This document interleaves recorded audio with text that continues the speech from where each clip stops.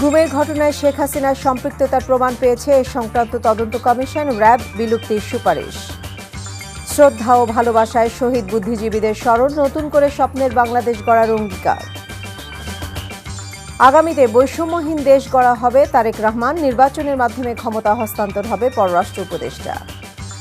ঢাকা বিশ্ববিদ্যালয়ের ভেতর দিয়ে যান চলাচলে নিয়ন্ত্রণ, ছুটির দিনেও যানজট, ভোগান্তি।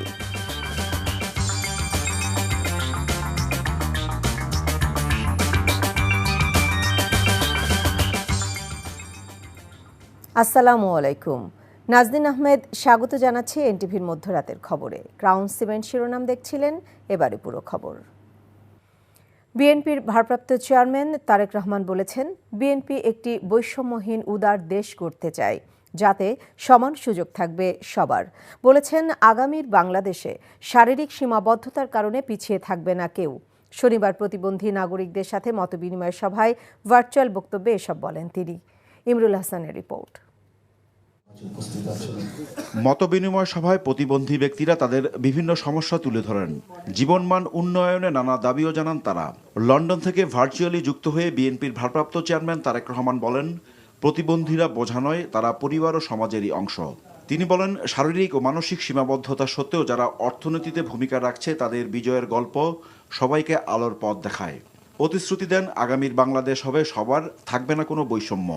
আগামীর বাংলাদেশে শারীরিক প্রতি সীমাবদ্ধতার কারণে যেন কাউকে বৈষম্যের শিকার না হতে হয়, পিছিয়ে না রাখে, সেই বহুমুখী উদ্যোগ নিয়ে জীবন যুদ্ধে বিজয়ের অজস্র প্রেরণাদায়ী গল্প সৃষ্টি করা হবে। আপনাদের পেছনে রেখে আমরা কখনো এগিয়ে যেতে পারবো না, আর এগোতেও আমরা চাই না।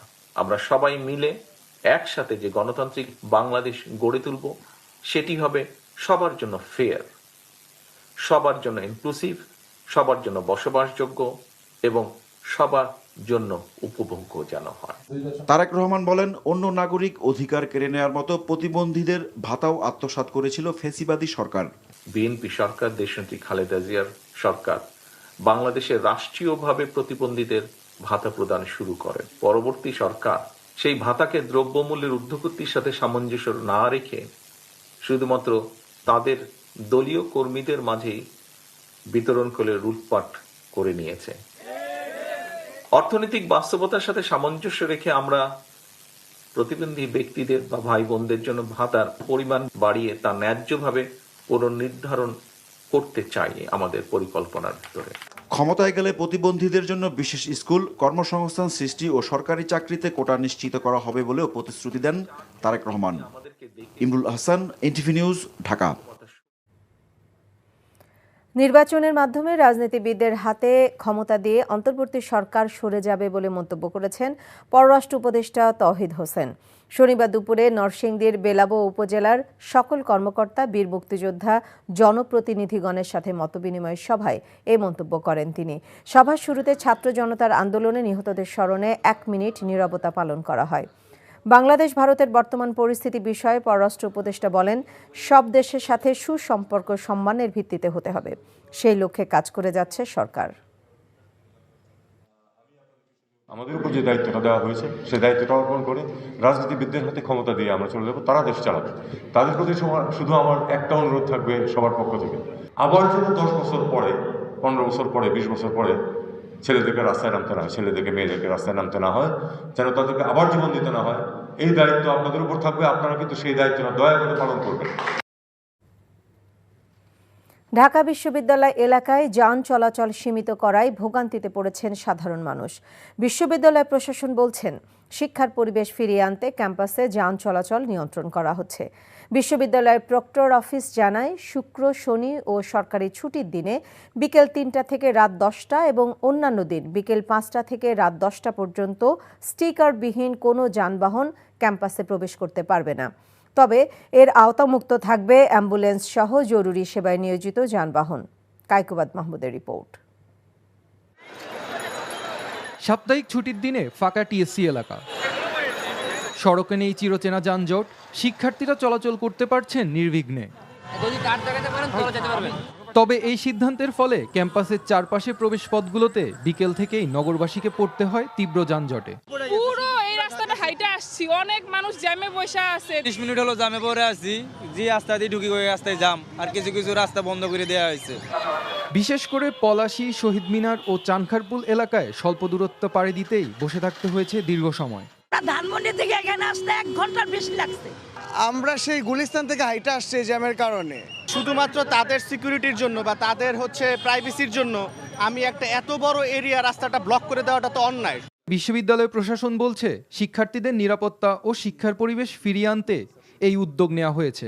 সবকিছু বিবেচনা করে আমরা এবং শিক্ষার্থীরা তীব্রভাবে দাবি করেছে, সেজন্য আমরা বিশ্ববিদ্যালয়ের পরিবেশ ফিরিয়ে আনার উদ্যোগ নিয়েছি।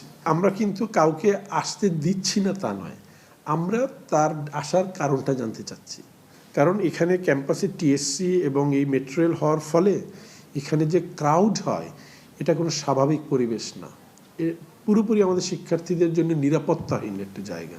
ট্রাফিক বিভাগকে সাথে নিয়ে ক্যাম্পাসের চারপাশে যানজট নিয়ন্ত্রণে কাজ চলছে বলেও জানান বিশ্ববিদ্যালয়ের প্রক্টর।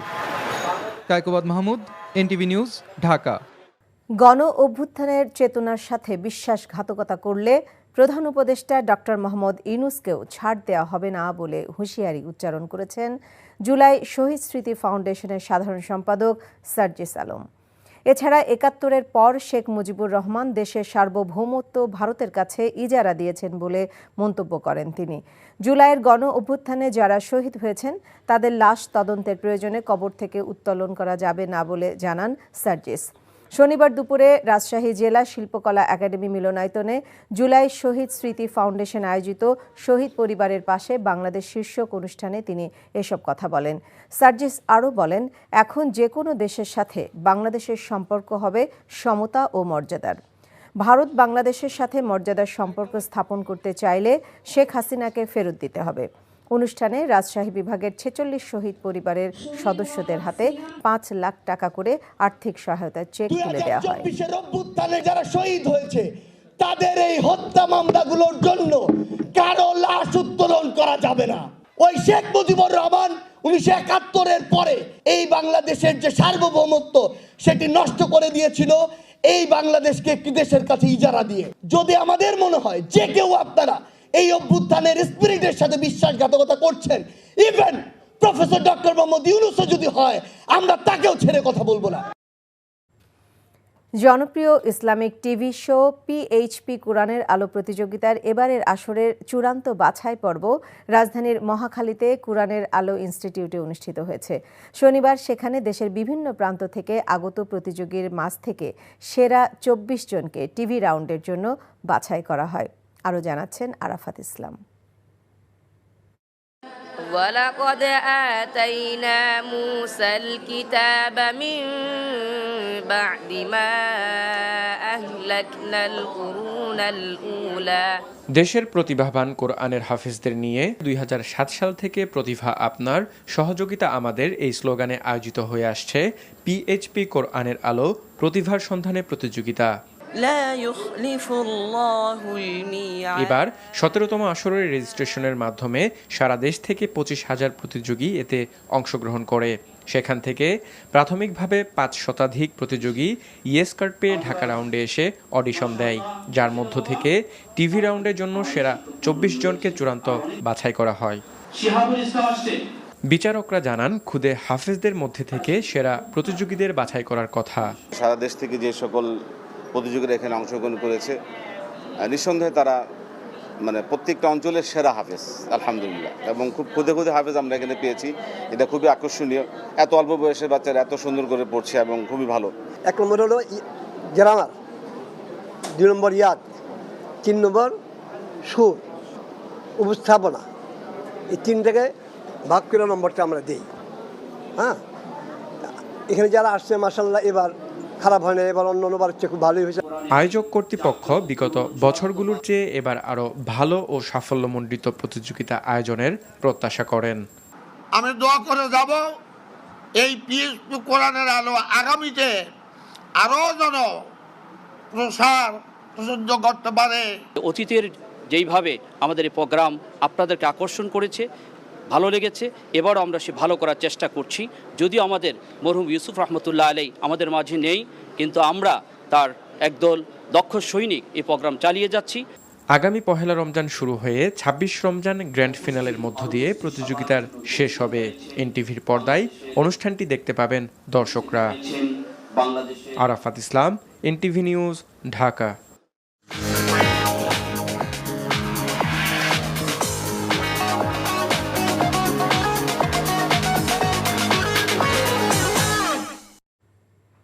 নগদ নিবেদিত অর্থনীতির খবর। শেখ হাসিনার আমলে গত ১৫.৫ বছরে গ্যাস কূপ খনন করা হয়নি বলে জানিয়েছেন শিল্প উপদেষ্টা আদিলুর রহমান খান। শনিবার দুপুরে নরসিংদীর ঘোড়াশাল পলাশ ইউরিয়া সার কারখানা পরিদর্শন শেষে তিনি একথা বলেন। শিল্প উপদেষ্টা আরও বলেন, দেশে সারের ঘাটতি মেটানোর চেষ্টা চলছে। গত ১৫.৫ বছরে প্রতিটি সেক্টরে হওয়া দুর্নীতির কথা উল্লেখ করে সেগুলো নিরসনের চেষ্টা চলছে বলে জানান তিনি। গত 15.৫ বছর নতুন করে খনন করা হয়ই নাই। বাপেক্সকে বসিয়ে রাখা হয়েছিল। এখন ভোলাতে কিছু গ্যাস পাওয়া গেছে, বাপেক্সের উদ্যোগে আবার গ্যাস খননের চেষ্টা হচ্ছে। আমরা যদি গ্যাস পাই তাহলে সেই সংকটটা চলে যাবে। ইনজুরি কাটিয়ে প্রায় ১.৫ মাস পর প্রতিযোগিতামূলক ক্রিকেটে ফিরছেন বাংলাদেশি ব্যাটার মুশফিকুর রহিম। হাতের ইনজুরিতে নভেম্বরে আফগানিস্তানের বিপক্ষে সিরিজ শেষ করতে পারেননি তিনি। যেতে পারেননি ওয়েস্ট ইন্ডিজ সফরেও। 4 উইকস প্লাস অলমোস্ট 5 উইকস হয়ে যাচ্ছে। তো আমি লাস্ট এক সপ্তাহখানেক ধরে ব্যাটিং করছি। তো ইনশাআল্লাহ আলহামদুলিল্লাহ প্রতিদিনই কনফিডেন্ট এবং আজকেও পেস বল খেলেছে। তো আলহামদুলিল্লাহ ব্যথা অনেকটা কমে গেছে। তো আশা করছি এনসিএল এর শেষের দিকে কয়েকটা ম্যাচ খেলতে পারবো হোপফুলি। আমার প্ল্যান আছে 17 তারিখ থেকে যে কয়টা ম্যাচ ইনশাআল্লাহ সে কয়টা ম্যাচ খেলার। এখনও কিপিংটা ওরকম করে শুরু করিনি। তো এনসিএল এ হোপফুলি আমি অ্যাজ এ ব্যাটার হিসেবে খেলবো, বাট এনসিএল এর পরে ইনশাআল্লাহ বিপিএল এর আগে hopefully I will be fit for keeping as well. খবর শেষ করছি, যাবার আগে ক্রাউন সিমেন্ট শিরোনামগুলো আরেকবার। গুমের ঘটনায় শেখ হাসিনার সম্পৃক্ততার প্রমাণ পেয়েছে এই সংক্রান্ত তদন্ত কমিশন। র্যাব বিলুপ্তির সুপারিশ। শ্রদ্ধা ও ভালোবাসায় শহীদ বুদ্ধিজীবীদের স্মরণ, নতুন করে স্বপ্নের বাংলাদেশ গড়ার অঙ্গীকার। আগামীতে বৈষম্যহীন দেশ গড়া হবে, তারেক রহমান। নির্বাচনের মাধ্যমে ক্ষমতা হস্তান্তর হবে পররাষ্ট্র উপদেষ্টা। ঢাকা বিশ্ববিদ্যালয়ের ভেতর দিয়ে যান চলাচলে নিয়ন্ত্রণ, ছুটির দিনেও যানজট ভোগান্তি। এই ছিল মধ্যরাতের খবরে। এই খবরের ভিডিও দেখার আমন্ত্রণ রইল। সবাইকে ধন্যবাদ।